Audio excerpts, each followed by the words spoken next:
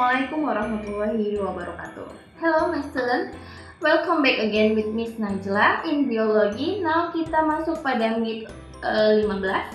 Kali ini kita akan membahas mengenai sistem reproduksi pada manusia. Oke, kita langsung saja masuk pada PPT Miss berikut ini. Nah, standar kompetensi atau peta konsep yang akan kita pelajari pada sistem reproduksi kali ini, di mana kita harus mengetahui definisinya itu seperti apa. Kemudian di dalamnya ada organ reproduksi baik itu pria maupun wanita, ya. Kemudian fertilisasi, gestasi, kontrasepsi, penyakit dan evaluasi.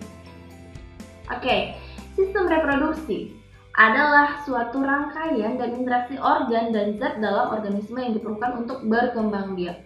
Reproduksi. Kenapa? Karena untuk mempertahankan keberadaan jenisnya. Organ reproduksi pria dan wanita. Ingat ya, kalau pria menghasilkan gamet jantan atau spermatozoa, sedangkan wanita menghasilkan sel telur atau ovum yang dibentuk di dalam yang namanya ovarium. Kemudian, di sini kita dapat melihat organ reproduksi dari pria, ya. Di mana kita bisa melihat bagian-bagian kandung kemih, vas deferens, epidermis, testis, vaskula dan lain sebagainya. Sedangkan kita di sini dapat juga melihat organ dari reproduksi wanita. Di dalamnya itu terdapat yang namanya vagina, vulva, indung telur, leher rahim, saluran rahim, rongga rahim, saluran telur dan lainnya. Kita akan membahas yang pertama yaitu spermatogenesis ya. Spermatosis primer ya, di mana pembentukannya di sini bisa kita lihat bersama ya. Dua anakan menjadi dua dan yang menghasilkan yang namanya spermatozoa. Oke, di sini kita juga dapat melihat perkembangan dari spermatozoa itu sendiri. Kemudian oogenesis. Nah, setelah itu yang namanya menstruasi atau haid, ya.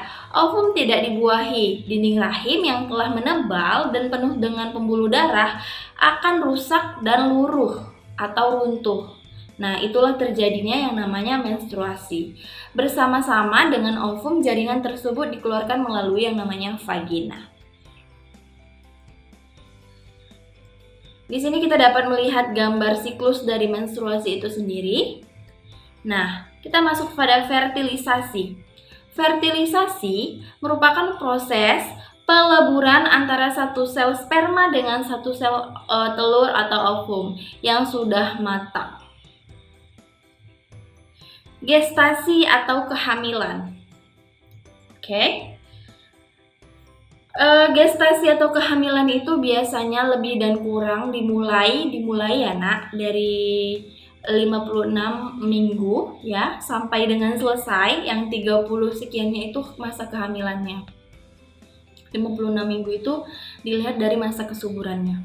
Gestasi, macam-macam gestasi sampai membentuk yang namanya individu baru.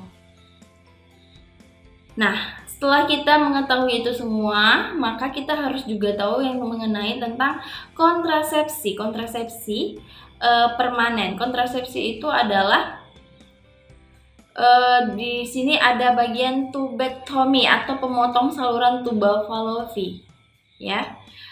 Kemudian ada kontrasepsi jenis vasektomi, pemotong saluran vas deferens.